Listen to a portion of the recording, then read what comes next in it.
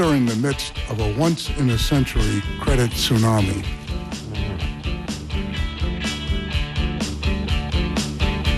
Former Fed Chairman Alan Greenspan testifying before Congress today while lawmakers are grilling him.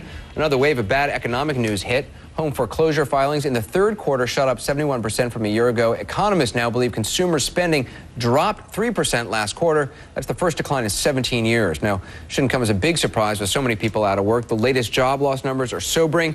And with just 12 days left in the presidential race, it is your money and your vote. Joining me now, CNN senior business correspondent Ali Velshi. So new figures just released today, Ali. More people filed for unemployment benefits last week than expected. How bad is it? Well, let me tell you, we get the unemployment number once a month, but every week we get a sort of an update, a snapshot, and that snapshot is the number of Americans going to file for unemployment benefits, going to the unemployment office for the first time because they've lost their jobs. Last week, that number was 478,000. We just got that number today. It was expected to be 465,000, so it was 13,000 more, and basically that's an indication of what we're going to get when we get the next jobs report. But the next jobs report is November 7th, a few days after the election. So this is the information that the candidates have to work on. We've also been reporting all week about mass layoffs. That's layoffs at companies, more than 50 layoffs at one company. Here's the updated list. Let me show you what's going on. Merck laying off 2,880 people in the United States. Goldman Sachs laying off 10% of its workforce, 3,260 people. Yahoo laying off 1,500 people. They say advertising is drying up. Chrysler laying off 825. That's a full shift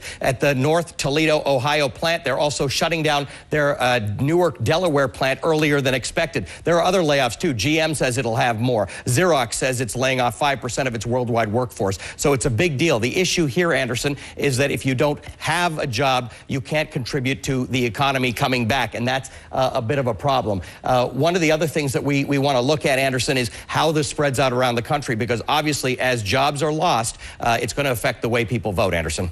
Yeah, where's the biggest fallout from the layoffs? Obvious places you'd think they are. Let's take a look at the top of the list of jobs that were lost. And by the way, the latest numbers we have are for the month of September. 28,300 in Michigan, because we keep hearing about job losses in the auto industry. In Georgia, 22,300, also manufacturing jobs. In Louisiana, 17,500. That has got to do with the hurricanes and the oil that is produced in Louisiana. So that might actually find itself changing a little later. And in South Carolina, 14,800. Those are just the top four, but there are jobs lost in 41 states in September. It might be worse in October.